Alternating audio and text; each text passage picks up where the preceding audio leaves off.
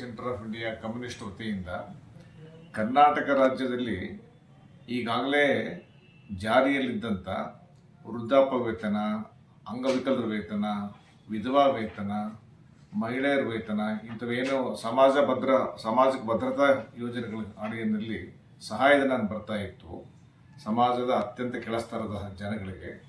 ಅಂಥ ಒಂದು ಪಿಂಚಣಿಗಳನ್ನು ಬೇರೆ ಬೇರೆ ನೆಪ ಹೇಳಿ ಅವುಗಳನ್ನು ನಿಲ್ಲಿಸಿದ್ದಾರೆ. ಭಾಳ ದೊಡ್ಡ ಸಂಖ್ಯೆಯಲ್ಲಿ ಜನಗಳಿಗೆ ಕೊಡೋದು ನಿಲ್ಲಿಸಿದ್ದಾರೆ.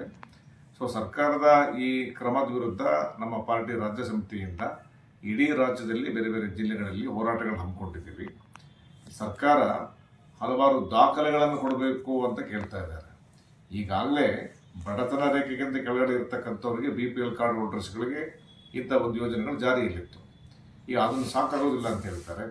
ಮತ್ತು ದಾಖಲೆಗಳು ಕೊಡೋದಕ್ಕೆ 1 ವಾರ 15 ದಿವಸ ಟೈಮ್ ಬೇಕು ಅಂತ ಹೇಳ್ತಾರೆ. ಅಲ್ಲಿ ಕಂದಾಯ ಇಲಾಖೆಗೆ ತಹಸೀಲ್ದಾರ್ ಆಫೀಸ್ಗೆ ಹೋದರೆ ಅವರೆಲ್ಲರೂ ಕೂಡ SIR ಪ್ರಕ್ರಿಯೆಯಲ್ಲಿ ಬ್ಯುಸಿ ಆಗಿದ್ದಾರೆ.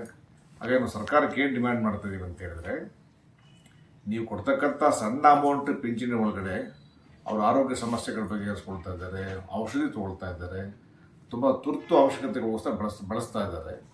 ಸೊ ನೀವು ಖರ್ಚು ಮಾಡ್ತಕ್ಕಂಥದ್ದು ಕೂಡ ಏನು ಸಾವಿರಾರು ಕೋಟಿ ರೂಪಾಯಿ ಅಲ್ಲ, ಏನು 700-800 ರೂಪಾಯಿ ಕೊಟ್ಟು ಖರ್ಚಾಗ್ತದೆ ಅಷ್ಟೇ. ಬಡವರ ಮೇಲೆ ಇಂಥ ದೊಡ್ಡ ಪ್ರಹಾರ ಮಾಡಬಾರ್ದು ಸರ್ಕಾರ.